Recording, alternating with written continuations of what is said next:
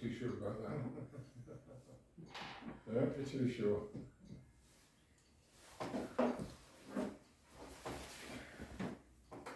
Christina, it's because there's a clash with the curfew bell ringers supper tonight. Oh, right. That's why it's brought forward. I hadn't heard it had been changed. Normally it would be 6:30. Yep. Who are you waiting for? Mayor and Mayoress. I've got apologies from council. I haven't heard from council. Yeah. Is that Cool. You've got call. Should we wait a second for the mayor? You can. Yeah. We'll wait a couple of minutes for the Okay. mayor. Yeah. Deputy mayoress. There he is. Evening. As if on cue. Oh. Yeah, there you go. We are live. Thank you. Is that me? Yes. Oh, good. So that's all right for the mayor to take that action, is it? Is that? Yeah. Another one, another action for me. A lot of work, but yeah, I'm sure you can cope. Sounds familiar. That's like you've got a cold call. A little.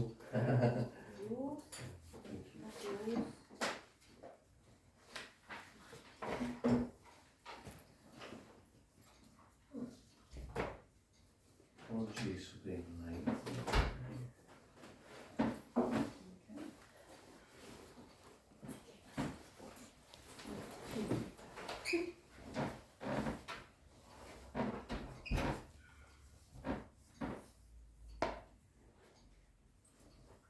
Right, shall we start? Yep. Good evening, councillors, town clerk, members of the public. Welcome to this meeting of the Finance and General Purposes Committee of Sandwich Town Council on the 19th of February. First item on the agenda is apologies for absence received. Thank you, Chair. We have apologies from Councillor Ungerson, who has a travel commitment. Second is declarations of interest. To receive any declarations of disclosable pecuniary interest from members in respect of business to be transacted. Anyone? Nope. Item 3 is minutes of, Beg your pardon, sorry. with the mayor's, Yes, I think it's Yeah. item number the 7. mayor's cushion, yeah. I obviously will not be voting on that one. Okay, thank you, good. Minutes of the Finance and General Purposes Committee to receive and approve the minutes of the meeting held on the 22nd of January and to consider any matters arising. That's attachment 1. Do we have any matters arising, Councillor Shinko? Yeah, I just want it's a question and then just clarification. So FGP 01259, this was around the interim grant awards scheme that we're running. Yeah. The question is, how many applications have you received? We have received 8. 8, okay. Which then goes on to the second part, which is not more of an observation. We've got a panel that will be meeting, and I'm not part of that. No. I just wanted to draw the attention, particularly from Town Park, in terms of that meeting and those that are going to it. In the minutes, what we were saying that additional weighting was to be given to those groups in imminent need, and that is the key. That one of the key factors, or the main factor that we discussed when we generated the guidance around this. And that we did set an expectation of around 2 or 3 awards being made, and that's why the amount was set. So it's just that framework. That final decision was made at the town council, not at the talk, not at the Yes. F&GP. Yeah, it's in the minutes here though, so it's Yeah. taken upwards. Fair enough. I'll just be pedantic again. You will. You will. For a change. When is the panel meeting? It is the Monday the 3rd of March. Yes, Monday the 3rd of March. Do we know who's on that panel and how that panel has been selected? Yes, they were selected at the council meeting, and it's myself, the mayor, Councillor Wiles, the chair of FGP, Councillor Pennington, and Councillor Ripley. Testing me, aren't you? No, I'm not testing it, but it's just Yes, For the yes. record. A good comment. Sorry, is there a time? Yes, it is 3:30. I have sent everybody an appointment.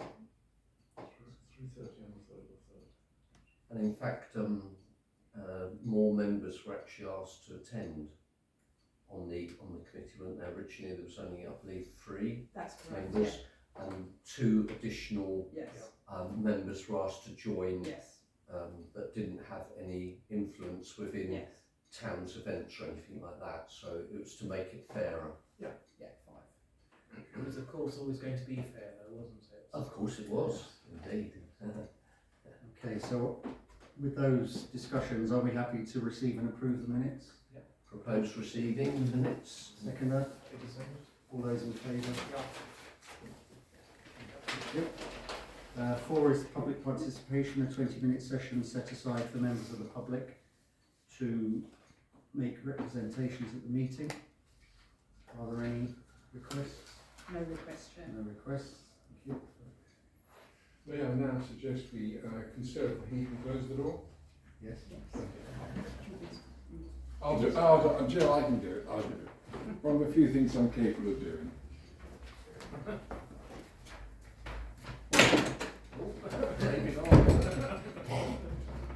I'm good at kicking doors open. Okay, next is item 5, payment schedules and finances, 5A, 5B, 5C, 5D and 5E, which are attachments 2A, 2B, 2C, 2D and 2E. So should we take these in turn? Unless anyone wishes to take these as a block? I would, unless somebody's got particular items to raise, I would take them en bloc myself. Okay. I have a couple of items to raise, which I have raised with the RFO for explanation. Okay, well let's go through them one by one and then vote on them as a block at the end. Okay. Okay. So, Councillor Black? Yeah, if we look at 2B, there were 2 items, one for the walkie-talkies, at 1487, and also 1497. I did ask the question, if we're spending the money to set up and set down, what really is our net margin on the market? Because we're putting in one set of the accounts, we've got all this revenue coming in, but we've actually got quite a bit of expenditure going out in 1497. I'm satisfied. I did get a proper answer from the RFO, but I do think we ought to be aware that what we think we are getting for the market is not what we're actually getting for the market. We've got to start taking sums off.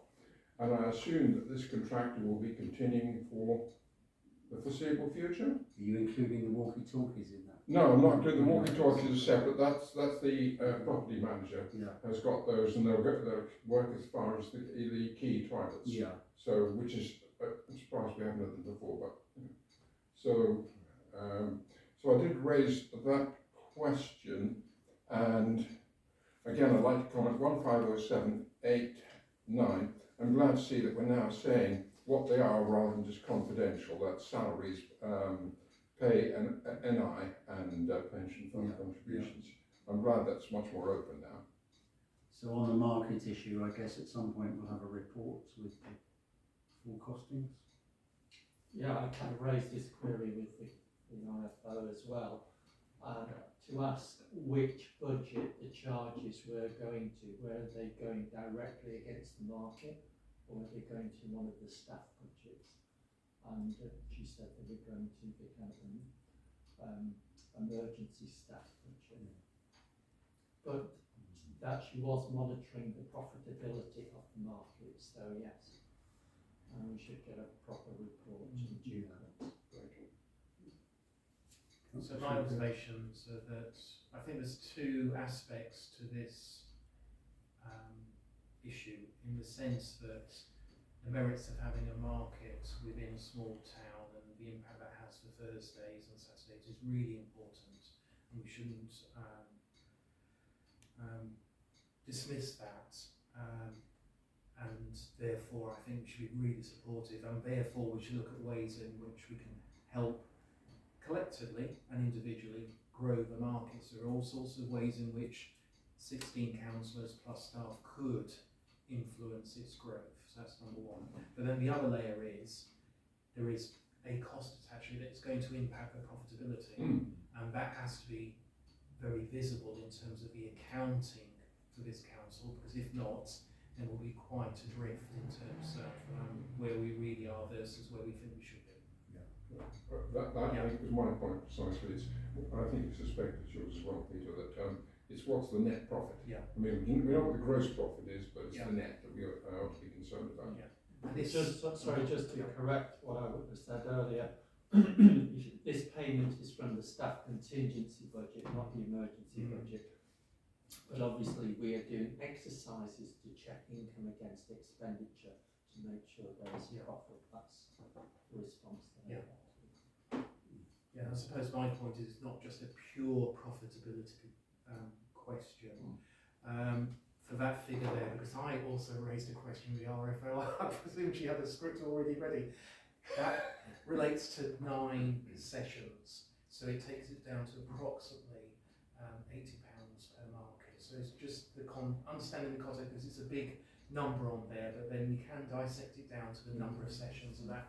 And the person who's doing it is really good. He really engages well with market stallholders, and he's really trustworthy.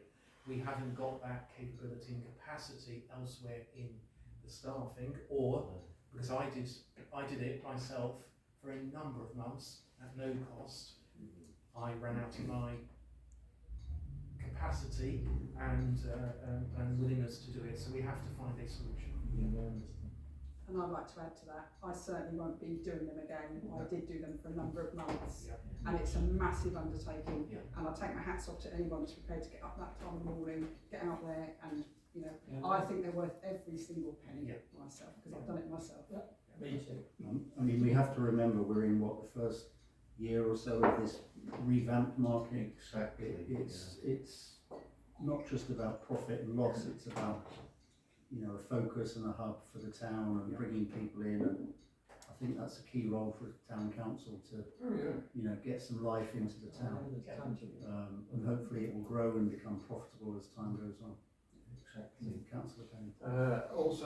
Thank you. I've noticed the weather is somewhat less favourable in the period under discussion, so it was natural that numbers were maybe low, but I think if we're going to talk about the profitability of the market, it's a legitimate discussion, but I think firstly we need to do it over a year's operations, and secondly in terms of its impact and footfall in the town as well as just the market itself. I think something I've been saying for a long time is that we, the council, should produce a leaflet that we can deliver throughout the whole town, door to door. Or a newsletter. Or a newsletter. Just to try and advise people in the town, especially in the south side of the town, that this market's here, that we've got independent shops, that please use the town centre and the markets, because they need your support.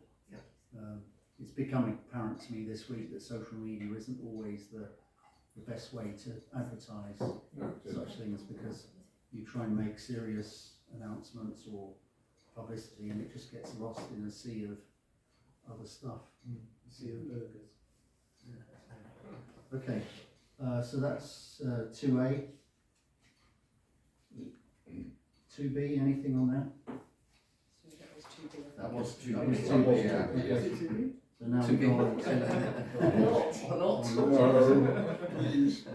2C, anything on that arising? Bank account reconciled statement. Okay, anything on 2D, which is the financial statement, receipts and expenditure? No. And 2E is the financial budget comparison.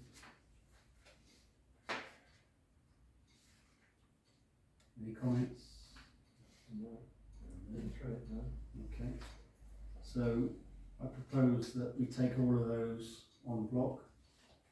I'm happy to propose that. I'm happy to second that. They're all to be received. All those in favour? It's unanimous. Thank you. The next one is the item 6, priorities, terms of reference, status and action log for the Finance and General Purposes Committee. This is attachment 3, and it highlights the outstanding or completed items for this committee. I suppose the key ones to look at are the ones in red where we're in progress. Is there anything anyone wishes to raise on this log?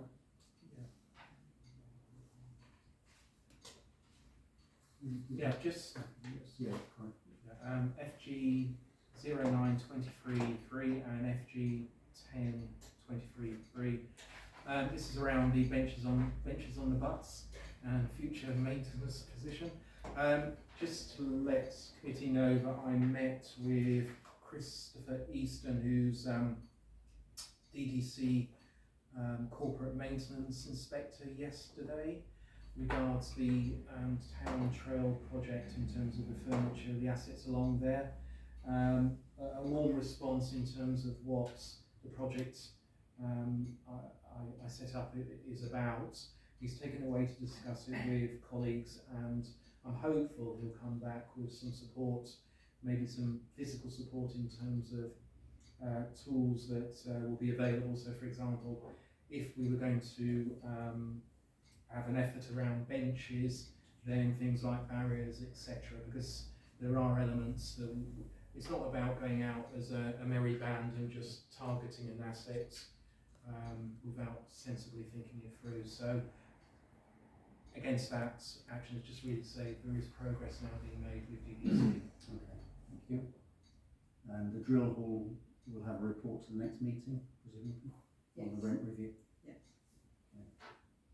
Anything else on this? You happy to accept it? Can I just say, besides the action log, there's the terms of reference status for this committee. Yeah. So, sounds like I hope that for the next meeting we could find some time beforehand to review that status and present it again at the next committee meeting. That won't be possible. I won't actually be here. I'll be on leave. But when I go back in April, obviously, let's see what we can do then. Don't forget about it. Thank you. Something I did want to raise about this action log was there's quite a lot of pressure on the property manager, Yeah. and he's already undertaking quite a large workload. So I think we should consider, you know, his position, so that although we've got quite a large number of tasks for him to undertake, that there is some sort of priority order that are given to these. So with not only with this action log, but obviously there's been interim works as well that he's had to undertake to address certain things. So I was perhaps more asking the town clerk if, you know, we could perhaps in your reviews with the property manager just make sure that he's not under too much pressure or stress Yeah, of from what course. he's undertaking. Thank you. And I just wondered, Chair, if maybe we could draw out the property manager's actions, because actually they just sit amongst a lot of others, and then maybe we, rather than put an extra demand on him to prioritise, maybe we could come up with our priority list in here to try and help say this is the tier one stuff. Exactly. From our perspective. Exactly. It's a very valid point. Indeed, and I've been to a number of meetings recently, and he's attended all the 3 meetings that I've been at. So he's preparing reports for meetings, he's actually attending meetings physically, he's got this action list, and he's got a day-to-day operational remit for this guild hall and the auxiliary staff. So I think we need to, as I say, get the actions isolated for the property manager and prioritise them so that he can see a pattern to work through, and he's not under too much pressure, please. I think what I would like to see at this committee and at Torbridge Finance Committee is a report to each meeting just with a summary of the assets, where we are, because we're so interested and keen to sort out the assets. I think it would be good for him to report to each meeting, even if nothing's been done, but just to say where we are with each asset as we go along. Yeah, I think that might be a bit much at the moment with capacity levels, but I think that we're working towards that. So could I just add an action, because I did prepare a paper on opening interest-bearing accounts. And I would like it to go onto the action log and to go forward to this committee and to the full council, because I notice on the cash reconciliation reconciliation statement, our opening balance account was 563,000. Our closing balance account was 568,000. We should be earning interest on this one. Just to let you know, Councillor Breen, the RFA has started work on that initiative, so she is actually going behind the scenes. It will be very tricky because there are certain banks that won't open up accounts for local councils, but she's started making the research, so it is in progress. Well, on the paper I submitted, I have researched it, and the NatWest Bank, who are our current bankers, have a range of interest-bearing accounts, and I would have thought it was very simple for us to open accounts with our current bankers and just move the money around. I'll feed that back to you. Yeah, I mean, I don't know how that impacts on the £85,000. Exactly. Yeah. That's exactly. If we have it in different accounts as opposed to all in one account, we're in a much more financially secure position, which was one of the points that the auditor raised when he looked at our bank. Yeah, I'll feed that back to the RFO, thank you. So can we add that in as an item in the action log? Just to say, there are a number of purely online banking organisations now that do pay considerably more than the big banks. But it is done entirely online. They can afford to pay greater interest precisely because they haven't got any bricks and mortar. But again, you've got to obviously do the due diligence on them. I would have thought with the 85k, I thought that's for a banking, within one banking licence. So spreading it around NatWest, I don't think is going to protect you. No. The 85k will only, it's one lot per licence. Per bank. Per bank. But things like NatWest will have a whole number of subsidiaries, and this is done on the one banking licence. If it is, then it's 85k. It is. That's why I think the RFO has been looking at alternatives, because if you, as you say, if you have it all in the same bank in different accounts, I don't think that actually protects you any further than the £85,000. But yeah, so it's very tricky because obviously as well, she has to look at whether accounts, you're locking in for certain periods of time, and because there are the practicalities of having to move money around, and she's already juggling quite a few bank accounts. So we have to realise as well the impact on the RFO's workload with having additional bank accounts and trying to ensure that everybody, there's enough money in each account whenever we're with our operational expenditure. Yeah, no, I understand Thank you. that. Yeah, thank you. Just one final point on the third action down, FGP 01245. I don't really want to necessarily get into deep detail around what's been happening over the past few days on Fellowship Walk. I wanted to ask whether we are going to convene a discussion within the council somehow, somewhere, because from what I can see, and I could be completely wrong, it suggests to me there's been a claim of that piece of land already in terms of it. Ostensibly, it could be a case of it's just been tidied up for everybody's benefit, but it's not how I viewed it today. But I could be wrong, and I don't want to cast aspersions, but there's definitely a big issue that's caused a lot of concern in the town this week. I agree. I went past there today, and it's not looking good.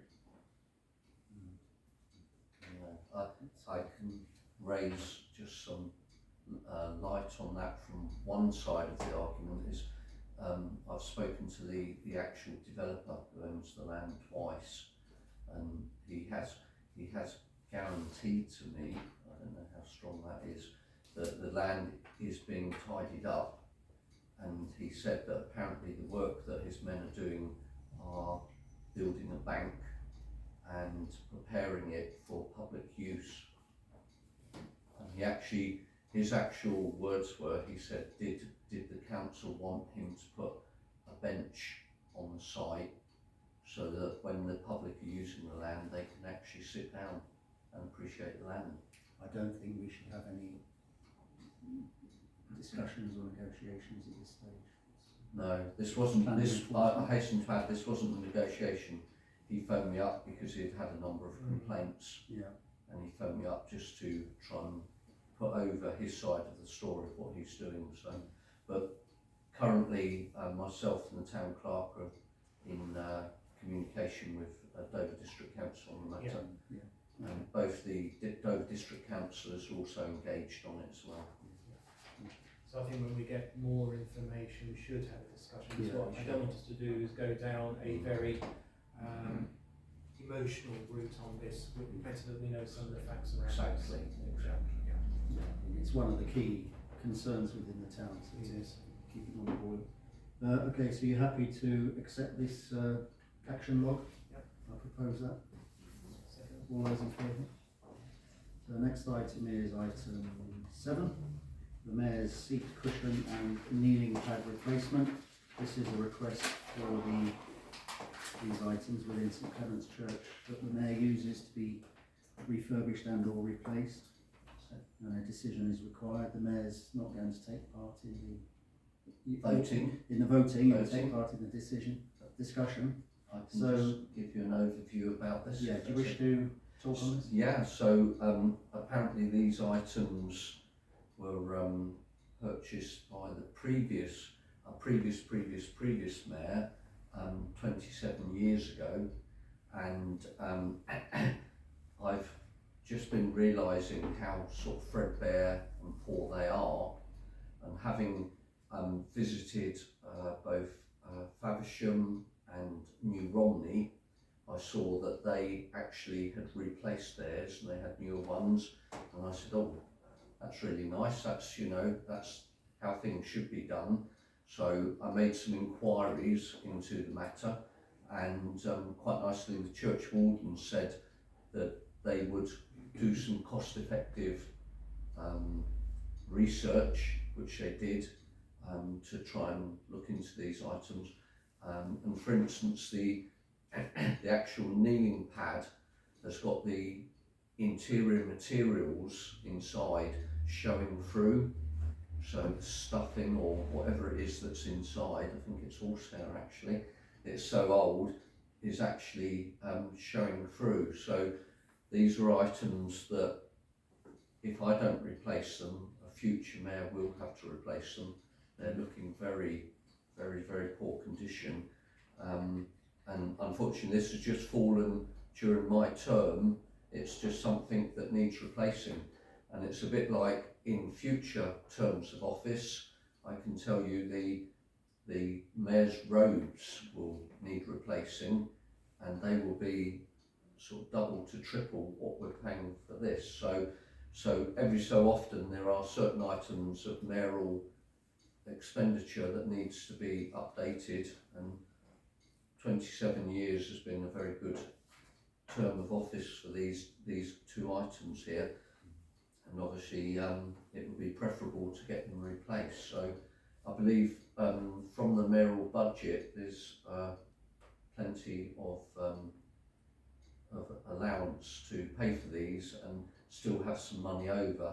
And I've been actually assessing my budgets as I've gone through the mayoral year, and currently I will be quite largely underspent once again this year as to the previous years. So I have been keeping an eye on things, making sure I'm doing things properly. So, but when I did take this to the RFO, she said because it's what's termed an exceptional cost, it had to come to this committee to decide on. So I'll hand it over to. Sounds reasonable. Any comments on this? Mr. Bennett? Yeah, it sounds to me quite reasonable. If it's worn, it's obviously been used. It needs to be used. And, I was quite surprised at the cost estimates. I had imagined it might be more than that, but it seems to be firstly a reasonable expense and secondly a reasonable price. Any other comments? I believe these two items are made locally, people actually in the church. That's why the cost is quite So it's reasonable. local craftsmen. Yeah. That's correct. Okay, I'm happy to propose that this is approved. Do we have a second? Yes, all those in favour? Could you just note that I'm abstaining because I voted voting. Next is item 8, Fishergate. This is to receive a very comprehensive report from the property manager with an update on Fishergate. I think it's worth noting that we've had a couple of meetings with the Heritage Harbour Trust. And we are supportive of their desire to find alternative or suitable premises around the quay or elsewhere for their purposes. But the thrust of this report is that this is the only scheduled monument building in Sandwich. It's a very, very important building. We can't do a great deal with it without permission. The property manager is recommending that the best use is as a holiday let for limited 2-3 day stays at a time, and that this would bring in a certain amount of income which other uses wouldn't do, and it would also, it appears, be supported by Historic England in terms of the building and its use. We have to find some use for this, so this is the recommendation that's being made. So are there any comments on this report? I'll start with Councillor Pennington. Yes, thank you. The property manager very kindly met me down there at Fishergate today, and I was able to have a look around because I haven't seen inside it before. It is clear it needs a lot of work, firstly. Secondly, I think whatever decisions are taken, the cladding and so on inside it will need to be stripped back. I said to him, my heart is in making it a museum, but my head hasn't made its mind up yet. I'm not sure that now is the right time to decide. Actually, I wonder if we shouldn't, with Historic England, do a bit more work on it and then decide what is the best use of it. Thank you. Okay. Mr. Schuker. So I think in terms of our whole portfolio of assets, this is, for me, the number one asset we should retain. But what comes with that is the fact that we have a significant investment to make in terms of bringing it up at least to a safe standard. But whatever use, be it museum, be it other purposes, or be it as a holiday let, the costs are fairly similar. So I'd like to first of all thank the property manager for the report itself. It's very comprehensive and very well presented. Yeah. So for me, the only choice forward is to look at a way, if we're going to invest a significant amount of money, it has to bring an income. Because we're not a council that is able to invest potentially £90,000 into a building without looking at how do we recoup that money over time. So for me, I'm more than happy to support the choice that's put forward. The only thing I was going to suggest is that we, moving forward, it sort of some ways picks up what Martin's saying. I think we have to do it very sensibly and very slowly, and I think we should have key stages along the way to review the progress and make sure we make right decisions appropriately, because the risk is that we say we're going to commit £90,000 and then actually the potential for income isn't realised. So I don't want us to jump in and say that's where we're going to go, and therefore there's 90,000 allotted to it. We have to do it in a very measured and staged way. Thank you. Of course, the major obstacle on this particular asset is the stairs and the doorways, so the access to it. And if we, in our discussions with the Heritage Harbour Trust, obviously this was an idea that they had to make it a maritime harbour museum. And of course, the problem is make it DDA compliant. So if you make it a public building for visitors to come and go, you've got to in some way try and make it DDA compliant. Now, if we do make it a holiday let, we can actually put in a caveat into it so that anybody that hires the place are aware before they hire it that it isn't DDA compliant. So the most important factor about this is it's an ancient monument. We can't change all to the stairs. We can't put in like a lift or even a stair lift. We can't even put a stair lift in there. So whatever you do with it, that is, I would say, is the major factor that you've got to consider. And from my point of view, if you made it somewhere that had a large number of people there, more than say a family of 4 or 5, if you had it as a museum and you had 20 or 30 people there, I would have concerns about fire safety and access up the stone staircase. And one thing I don't want to see is this council, being at the wrong end of legal cases to do with accidents or anything like that. So whether it's a holiday let or not, I think we've got to realise, the issues that are curtailing the use of that building and put it to the use that it can be done for, which would be legally and sound. So, Councillor Black? Yes, well, someone said earlier, it seems any option seems to be like 95,000, regardless of what you do.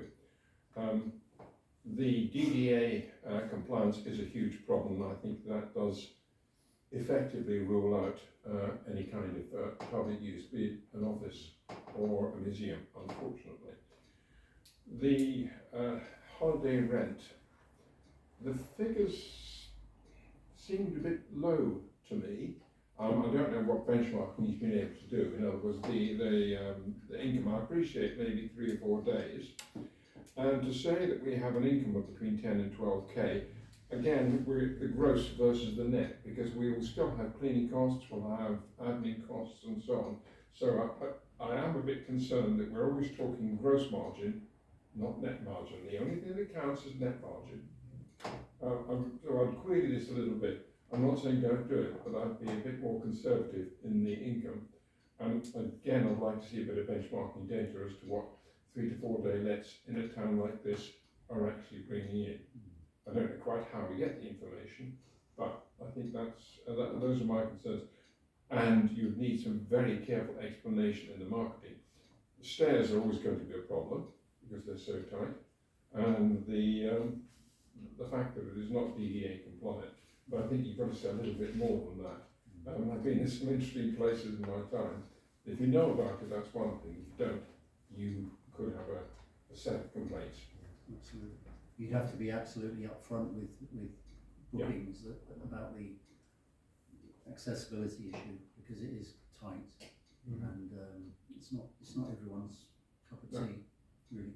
I think I agree about the proposed figures there, because it made me wonder, does this include laundry and sheets and towels and everything? It does. And I mean, Julian is saying that the council could do all of this and manage it, and I mean, obviously there's then the bookings and the marketing and everything, which is a slightly different kettle of fish.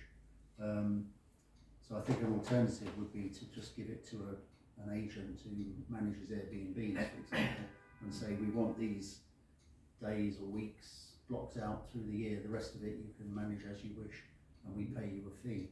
So that's another option. But yeah, I think a bit more work probably has to be done on that. I think I've got a bit of a different view, really. It's an ancient monument, the only one that the council own, and I think we have a responsibility to maintain the integrity of the building, and that's the external stonework, the pointing, the roof, keeping it dry and ventilated and so forth.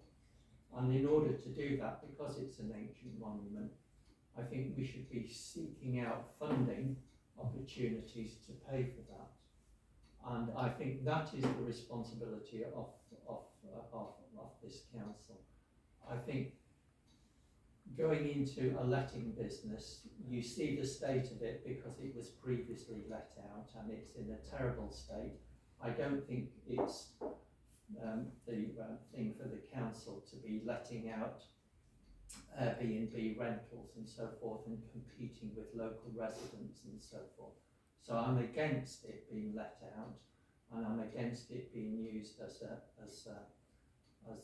office, because I think that the rents won't necessarily kind of pay for it. So personally, I think we should seek funding to do it up. If we can't get the funding to do it up, I think Canterbury have disposed of similar type buildings, and we should seriously consider that. Yeah, one of our councillors bought. Yeah, exactly. But what's really interesting, that's being done up to be a holiday let. Fine, but it's been bought by a private individual Yeah. to do up as a So holiday let. we've got a discussion we must still have around this. Obviously, there are different views across the table.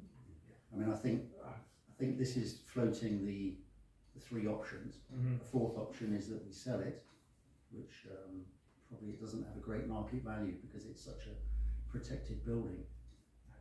But I think that is not an option I would support, because I think it's a part of the absolute heritage of the town that we have to look after. I think if we were going to sell it, we need to put the external envelope in proper order before it is sold. Well, I mean, my feeling after visiting it was that the first thing to do was to strip back all the various cladding, plasterboard and everything that's been put up, see what it looks like, and then decide which way you want to take it, because the historic value is very, very important, both to the town and in terms of its future use. I share a lot of what Councillor Green has been saying. But it's I think we should be very careful with this. We really, although these are estimates of what it might cost to do it up, we really don't have much idea because so much is hidden. No, Councillor. I agree very much with what Councillor Green said. I think maybe another way, possibly, might be pie in the sky of looking at it, is Sandwich Council has a number, and the Tollbridge a number of properties. So rather than looking at an individual property cost and income, kind of looking at the portfolio as a whole in terms of when that's complete, where we are in a financial position with all of the properties.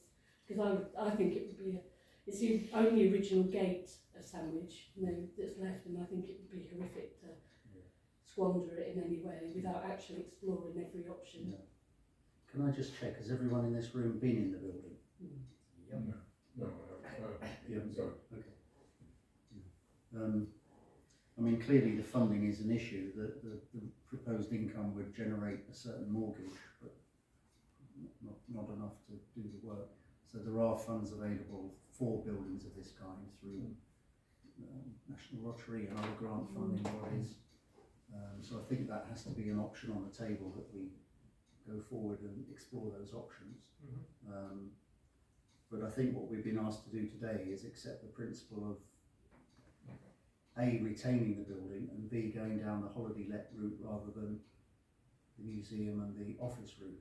Personally, I'm against either of those second two options because of the disability access. It's simply not accessible, and either option would not generate any income for the council. Just to add, I'm not sure if everybody's aware, but probably the mayor is, there has been heritage funding used on this property previously, I think twice. So I think the discussion that the property manager's been having with people in the know is that might go against other funding applications because it's already had money spent. I'm not saying that rules it out, but that is a consideration as well to think about. I actually looked up, it received funding in the past. Was it from the Coopers of the boilers? There's a plaque outside that says that this was us. Yes, yeah. I went straight onto their website to see if we could get any money off it, but they don't give out. It's very London centric, and they don't give out grants for the refurbishment of buildings. And also, Mr. Chairman, we mustn't overlook that English heritage have actually undertaken similar actions that we're taking.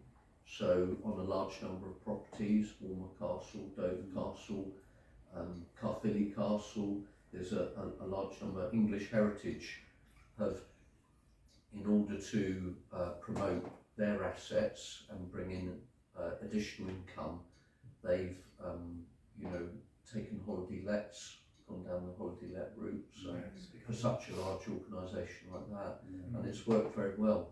Yeah, it's becoming regularly used. I mean, the Pugin house in Ramsgate is a landmark trust property, similar in respect of winding staircases up to the tower. Not quite so difficult to access, but that's used as a holiday let, and they block out times during the year, the Heritage Open weekends, when the public can visit, and that's what's being proposed here. I mean, my view is that the property's been empty a long time. We cannot allow it to carry on being empty indefinitely. So we have to start making clear decisions about this. My recommendation would be that we pursue the holiday let proposal, that we ask the property manager or the town clerk or any of us to explore possible funding options. We do some more work on the potential income and costs and booking arrangements, etc.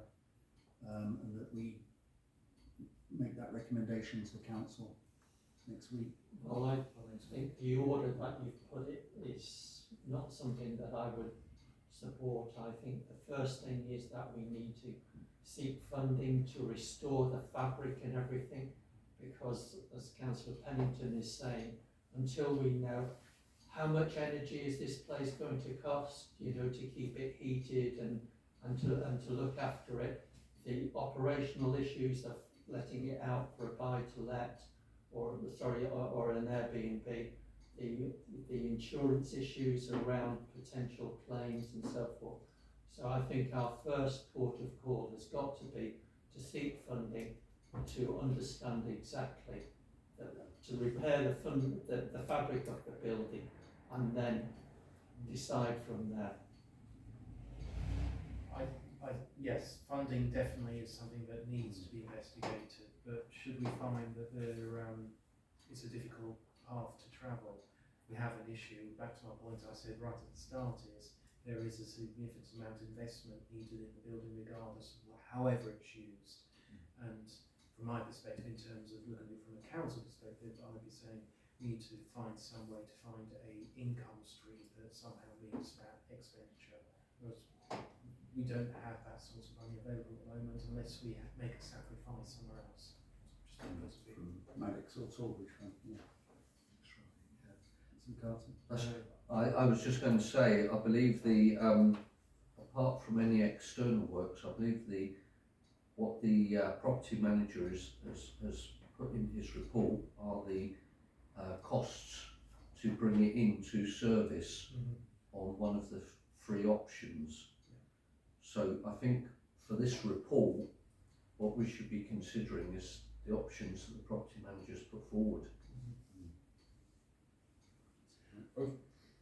I think for us to take forward to full council implies that we're in broad agreement, but I'm not sure that we really are at this stage. I think that we do need to take something forward to council that says the funding issues have to be explored. There's no question about that. We would find it difficult to fund it ourselves, so they need to be explored. Then it's only when you know how much you're going to be liable for can you really start to look at the income options. I think there is only one income option, I'm afraid, which is precisely that it's holiday lets. I don't see any of the others will generate income. But I do think we need to be very clear, what are we letting ourselves in for? And that would be my recommendation. I would put forward a motion which says that we take this to the council with a recommendation that we explore the funding first before we make too strong a commitment.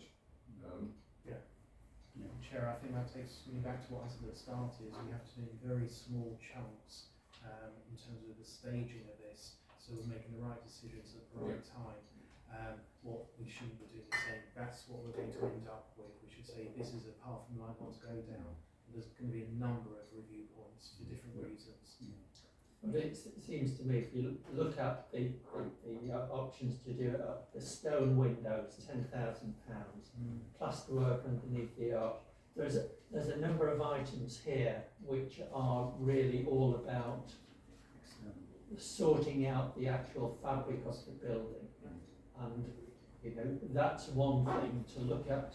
To look at the cost of that, which you know might only be £25,000. I'm not saying it is. I'm just saying it should be hopefully significantly less, and it all depends on the extent of the restoration too, because there's feature stonework outside that's badly corroded and you know and suffered a lot of erosion. That you can't really see. Are we going to repair that? Because this is my concern. As soon as you get into it with kind of the regulatory bodies, they'll have us doing all of this stonework, and the 100,000 budget will become £250,000. Can I just say, Mr. Chairman, one comparison you can make, it's very difficult because you've only got my word for it, but when this council took on another asset, namely the drill hall, and after the purchase we went down to see the drill hall, the condition the drill hall was in, I would have said exactly what Councillor Breen was saying. I would have said, if you're going to tell me this is going to be a pizza restaurant within a matter of months, I won't believe you. And yet that is what happened. That is what happened. So when we bought the drill hall, it was a dusty, dirty, musky type area. And when we went in there, we went, gosh, this is going to take years to get this into some sort of business. And yet it was literally a matter of months, and the drill hall was transformed into a pizza parlour. And I must say this, it's very difficult for all the members of the committee here to believe, but literally when we all saw it, we thought this is just not going to happen. You know, it's just not 500 years between the two buildings. Indeed there are, but it's of a similar scenario. I think it's a similar scenario. So yeah, about I estimate around £20,000 of that PC sum is down to external, making the place wind and weather tight, stonework, windows, etc. I think the roof is in fairly good condition.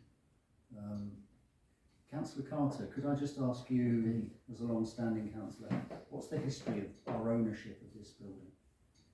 It's one of the it's a bit of a dark area, but obviously it's only known that it came across to Sandwich Town Council in 1974, when of course the borough owned it, but of course the agreement was that Sandwich Town Council could retain a certain number of the assets that they had. So my knowledge only goes back as far as 1974 and the borough to district agreement, I'm afraid.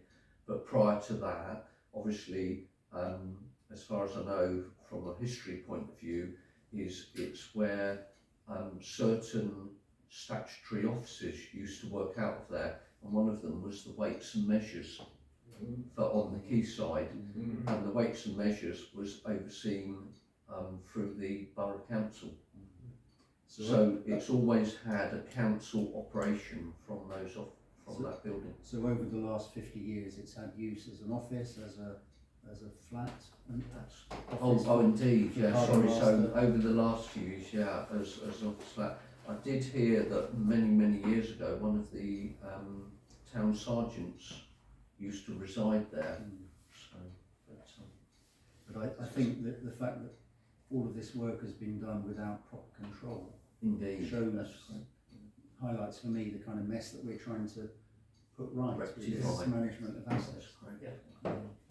And let's not forget that this is only one of a number of assets that need similar investment to make them safe and secure. So it all multiplies and grows very quickly to a very large amount of commitment that this council will be expected to make for assets that are at risk. So, if I can sum up, the property manager is asking us to consider the holiday let option. I think We should consider. quite a few members are feeling that that's a premature decision to make at this stage, and that we need to explore the funding options for bringing the building itself, the fabric of the building, up to a really good standard, whether that's through Historic England or Lottery or other grant funders. I mean, beyond that, if we ask the property managers to go away and do that and report back to the next meeting, hopefully, or the one after, I don't think we can just let this drift. It has to be, we have to keep on it. But if that's the first decision that we take, is the committee minded to say that the holiday let route is the route we should go down? Yeah, thank you, Mr. Chairman. I think we do have to make a decision on what its use is going to be before we even go for funding, because otherwise we wouldn't know how much funding we'd need. So if we were just going to improve the interior and exterior to take it back to what it was before, but not have a use for it, it would not, we wouldn't have that much cost for it. So if we know what use it's going to be, as the property manager has highlighted, we know how much expenditure is going to be needed.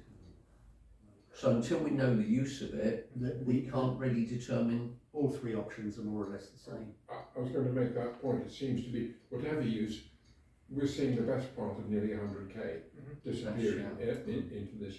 I think that the only issue about not being certain about the use is whether some funders might say, well, what are you going to do with it? Exactly. So, may I make the suggestion, we take to the council that we need to explore funding issues. At the moment, the best option to start to reimburse part of the cost is a holiday let. But we will not make a definite decision about that until because we've got some questions about whether these figures are realistic. But you can take that by all means, I think, to the council, but say you really, to make a final decision, you're way off that at the moment. There's a lot of work. And I take your point, the moment you start working on stonework, you find some other that has rotted away, something else is so eroded, you need to completely replace and stonework, and then goodness knows what the woodwork's like design. Yeah. I can't imagine you're going to get funding for fitting it out as a holiday let. You will get funding for repairing the fabric of the building. The two are separate, aren't they?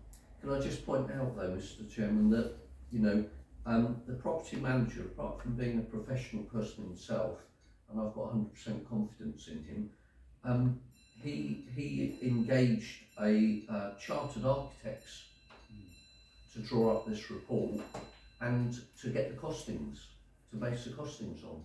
So I think we're going into the minuscule when really we should be looking. We're trying to find a macro answer to this. Have we got a use for it, and can we take that use forward to get some funding to undertake that?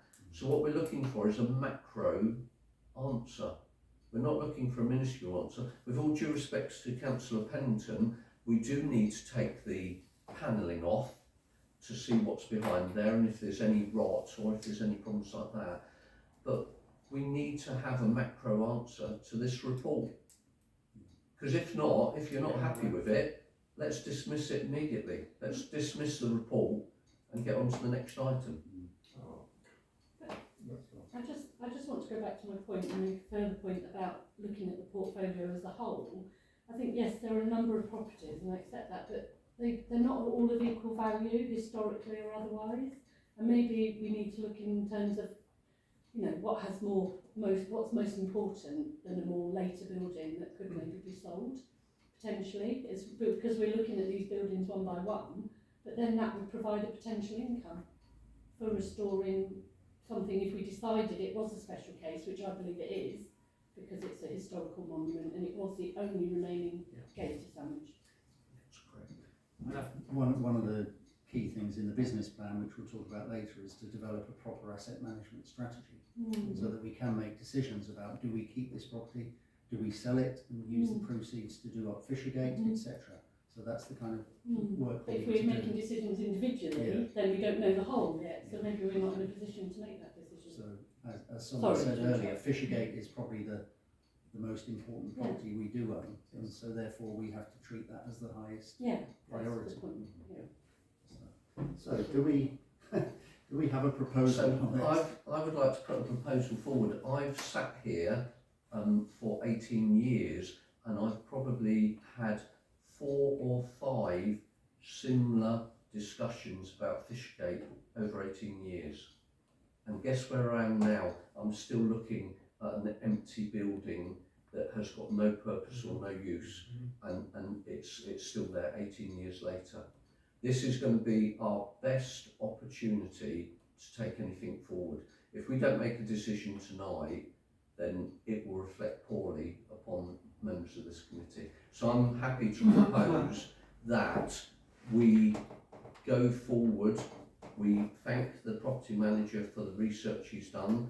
We thank him for engaging chartered architects to give an idea of costing and options.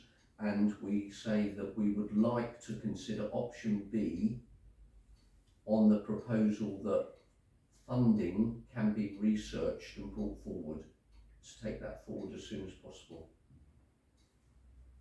That's my proposal, Mr. Chairman. Yeah, I think I would put forward a similar proposal, which is that we go down the holiday let route, subject to funding being found for the external fabric of the building, subject to further work on the letting income. And clearly all we're doing is making a recommendation to council.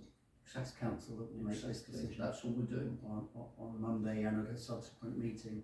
It won't be Monday, it will be the Isn't it March on the meeting. agenda? No, Oh, it's not on the agenda. No, Okay, no.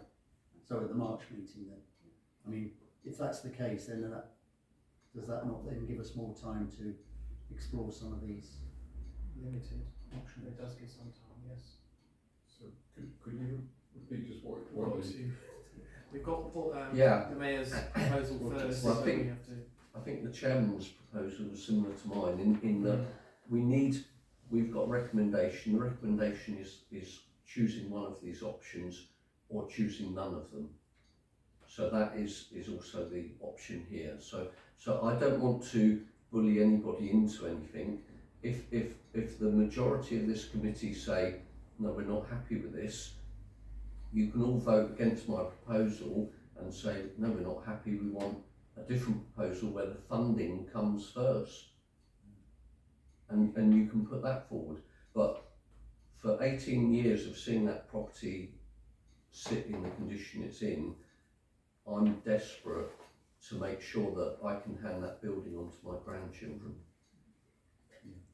So my proposal stands that we choose option B with a requirement subject to the funding for the internal and external to bring it up to a condition that would be suitable for that to go ahead.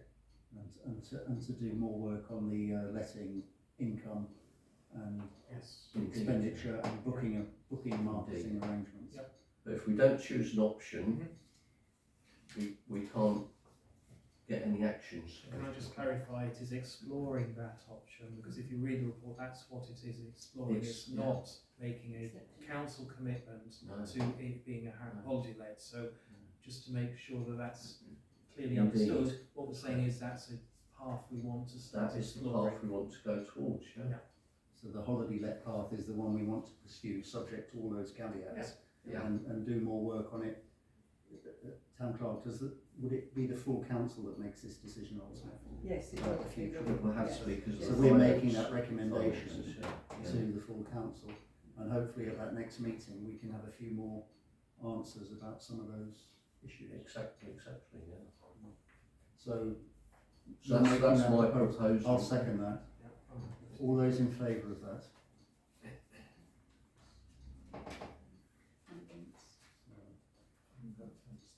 Abstain. One against and one abstain. Yeah. That's carried. Thank you.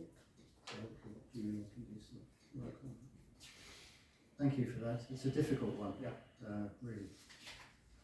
Could I just very quickly say, associated, it just triggered a thought in my head about marketing, because it was mentioned in the report about the capability within the town staff resource to be able to market. I just wanted to flag up, it's maybe something for this committee to look at, is how do we market this building? We only released this week on social media was a video by your events group, and for using this premises, really good video. I think we have to be stepping up in the next year how we market this premises, because this is in itself presents its own issues. Sure. Yeah. So I think we need to look at it in this committee as how we might take that forward. Next Sorry, item. could I just finally say, I did a lot of work on estimating projects at a very early stage, and I've never ever put a project forward with this level of knowledge without a contingency fund. There's no contingency fund in this estimate, and I think the architects who've done this have actually fallen short in not doing it. That could be noted by the town clerk. The figures are from the property manager. I think he makes it clear that they're provisional sums. There's no contingency. And Historic England make it clear that they need to see what's behind the woodwork and so on. Okay, let's move on. Item 9, proposed renewal of council hive subscription for STC. Decision is required. This looked like a reasonable use of funds. Thank you. Yes. Just to obviously put some context to this, in 12-month period there was 11 contacts with the service. The number of FOI requests and complexities with some of the data subject access requests did result in multiple email exchanges per contact. So it wasn't just one email, it was a number of emails per contact. Also, there is some training that's going to be added to the service that councillors will have access to this year. So this will mean that we will have less expenditure for any training via Calc and NAC. Thank you. Any comments? Yeah, I was going to ask the main use of this year has been for council staff, is that right? This year has been For council staff. so Councillors have not had access to this. Yes, so myself predominantly, but also the assistant clerk. Yeah, Yeah. Oh, that's what I mean, council staff. Okay. Yes, yes. But it's going to be expanded slightly, that councillors may be able to use it. Mind you, we haven't spent a lot of money on councillor training, have we? About £150. Yeah. So basically, the training opportunities will be extended to councillors this year. So, Right. so it's been available for officers this Yeah, so I understand. this coming year it will be available for councillors. So I think there's a real opportunity for a lot more engagement with training, and obviously it's in everybody's interest, because better trained councillors means better for the community, and obviously it will benefit the community long term. So for me that was I think a really good opportunity. Yeah, it was just trying to clarify just who had access to this. It's very helpful that you've said that there will be better access for councillors, because some of it looked as if it was very much in that sphere. Whether it replaces the Calc or not, well, that's another matter. But it will only be the training, so you won't have access to the service. No, we should require it. Yeah, I just wanted to very quickly say, I'd like to propose that we do accept this, but let's not forget this was the reason we took this on board was because we had a spike of an amount of FOIs that had a certain level of value to them, which I'm not going to really comment on, but They were malicious. yeah, we should accept that it works out roughly £200 per engagement. I think that's reasonable when using external companies, but I think we have to be also very mindful of reviewing the value for this coming year at the end of the year. So I think we should, and I'd like to propose that we do support this request. I just wanted to, because I didn't realise the small number of engagements we had, so it's £181 per engagement. The only thing that I would like to say, because I'm very, as Councillor Chuka said, we picked this company up originally because of a major issue, and we haven't done any sort of cost effectiveness or comparisons. So anything that I would have liked to have seen was at least one or two comparisons from like-minded companies, because otherwise I don't know whether that £2,000, I don't know if that is that the cheapest of the or the highest of the range. I don't know. So this company are bespoke and are used by NALC and CALC predominantly for their training. So I wouldn't know of another council driven focused because some of these have been parish councils themselves, so they've set up the business because they saw obviously a gap in the market. So it isn't something that I've seen anywhere else. I'm sorry to say that. I'm only questioning because obviously, you know, with everything we do here in the council, we're spending public money, and so it's just nice to have a comparison to what we use. So we have a proposal that the subscription is agreed. I'll second that. This will be reviewed again in a year's time. So all those in favour? Two abstentions. Just abstain. Item 10 is update on the draft business plan.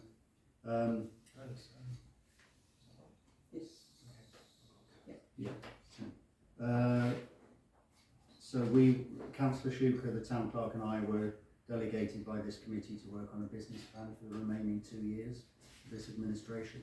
We have done some work on that, and we have more or less a final draft, and I'm proposing that be sent around to all councillors next week with a view to, subject to any comments, that we bring that into the next committee cycle. So the big theme of it is really partnership working and trying to do more with groups around the town, and to do more that's actually visible in the town, so that we can show, you know, we spent 2 years trying to sort things out internally, and now we're trying to move a bit more externally. I look forward to seeing that. Okay. So any comments on that? If not, I'll move on. 11 is an insurance claim. We've had a report about this. I propose that we don't spend any time discussing this and just note it, unless anyone wishes to discuss the matter. No? Propose we Second. No, we can move on. Thank you. Number 12 is financial regulations. This is a new template from NALC, which the RFO has submitted to us, based on some of the recommendations from the auditor. The key things to note within this is the changes in 1.7, 5.15, 5.18 and 6.7, which give the town clerks different levels of delegation to deal with various matters. Town clerk, did you want to say anything on this at all? Thank you, Chair. So what I'm hoping is that we can move forward this year with a bit more delegation to officers with the expenditure, the levels, but also looking for some more delegation to the Finance and General Purposes Committee, because I think with what you'll see with your full council pack is I'm proposing that we meet bi-monthly for full council for next year. So that would mean that we will need a bit more financial expansion for delegation to allow that to happen, because obviously what we don't want is, you know, a lot of decisions stacking up for every 2 months. So this would be one way of actually hopefully supporting that progress, and that's obviously I brought that to committee for your comments and whether you think that's appropriate approach. I do. I think that's very sound advice, Mr. Chairman. So I propose that we accept the So this is the NALC, they're all marked draft in the report. But they've been, the draft, they're model financial regs, but they've been tweaked and edited by the RFO to highlight the specific circumstances of this council. So are there any other comments? Yeah, I mean, okay, 15 pages for a parish council seems a hell of a lot, but that's the what we have to deal with. I have got a couple of questions here. If we look at budget and precept 4.2, I think the HR committee really needs to get a handle on this, which I don't think they have done in the past. And our present range is about 3.4 and a bit vague. I'm not sure about 4.4 because I think some things have been rolled over from 1 year to the next. Now, is this a significant change? So there is capacity for something that isn't, using the year's budget. People can ask for that money, which Councillor Ungerson has done previously for her project. So I think you'll find that still allows for this, so that there is a mechanism if somebody wanted something that's earmarked and they haven't spent it, and they have. But the idea is what we did this year. We adopted that template everybody did for the budget setting. The idea being that even if you had something in the budget for the previous year, it's not going to automatically be carried forward. It's something that the council needs to decide. Because the highway improvement plan is another one that bits and pieces rolled over. Yes. So I think we have to be aware of the implications of this. Yeah. That it's going to be require much more careful thought. Yeah. In the budget setting than perhaps has been necessary in the past, because you had the ability to roll things over. There were a couple of others. 4.8. How are we going to know a councillor hasn't paid his council tax or her council tax? They have to declare So it. yes. Yeah. Well, how would you know that they weren't declaring it? I mean, it's for a parish council, it's a bit daft. For a district council or a rate-setting council, fine, but it does seem a bit excessive for a council like ours who don't have that power. I like 5.14 that we don't, and it's very good that we can say to people we're not obliged to accept the lowest tender, and I think that's a very important statement that we need to make. I think I'm almost at the end. Yes, could I understand what 7.14 is? Remembered password facilities. What on earth is a remembered password facility? So you know how you can actually ask the system to remember. That's what you call by a remembered password. Yes. Yeah. Okay. Yes. Okay. Right. So you're not supposed to use that. No, not for the council banking. That's so very you just stick a post-it note on the side of the screen instead, do we? No. We've all done it. You have to memorise. You don't save Exactly. You don't save the password. And right. The 12.2 is, I'm not sure if we need this for contingency funding. I didn't quite understand 12.2. Sorry, 12.2 council back, did you say? Yeah, 12.2. 12.2.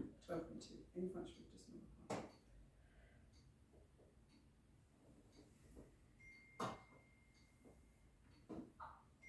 Again, this seems to be fine for large authorities, district and county and so on, very understandable. But for a parish? Yeah, these are all what the NALC template, and this is all local councils. These are not written for district councils, these are written for local councils. And I think it just depends on obviously the level of budgets and everything you're dealing with. And you don't know in the future, this might be implicated here. So I think you have an empire.